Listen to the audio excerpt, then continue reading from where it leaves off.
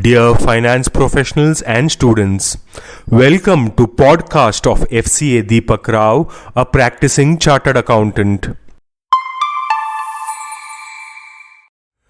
Daily news and updates for 19th May 2025. Shapoorji Pallonji Group seeks a 3-year extension from the RBI for its Sterling Investment Corp to meet stricter capital adequacy norms after being reclassified as a mid-layer NBFC. This request is linked to a recent Rs 28,500 crore fundraising backed by Sterling's Tata Sons stake. Sterling was recently reclassified as a mid-layer NBFC facing stricter regulatory requirements. RBI has raised concerns over its capital adequacy. Tier 1 and 2 capital ratios are required to be at least 15% of risk-weighted assets. The Institute of Company Secretaries of India has released an updated format for the Annual Secretarial Compliance Report, introducing improvements aimed at enhancing clarity, uniformity, and ease of reporting. The new format seeks to eliminate repetitive or redundant content, especially detailed descriptions already implied under statutory provisions. By doing so, the revised structure reduces verbosity and ensures that compliance professionals focus on the core requirements of the report.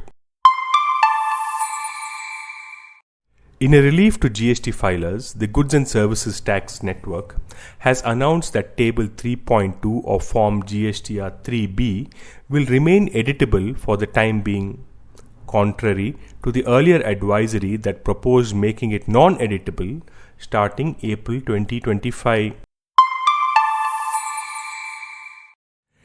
India's Tier 2 and 3 cities are emerging as key hubs for Global Capability Centers or GCCs, driven by government support and rising talent.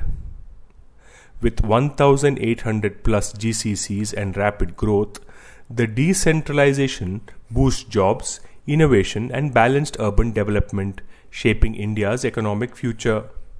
Karnataka aims to add 500 new GCCs by 2029, which will create 350,000 jobs and generate $50 billion in incremental revenues.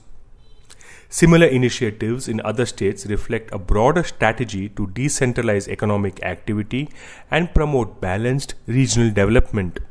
India's smartphone exports surged 55% to $24.14 billion in financial year 25, overtaking traditional sectors like diamonds and apparel.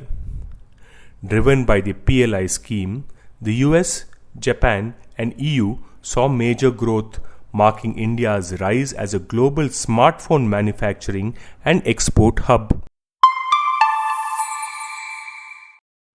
Urban Company is rethinking its approach to international growth by moving away from its earlier strategy of building operations independently in foreign markets.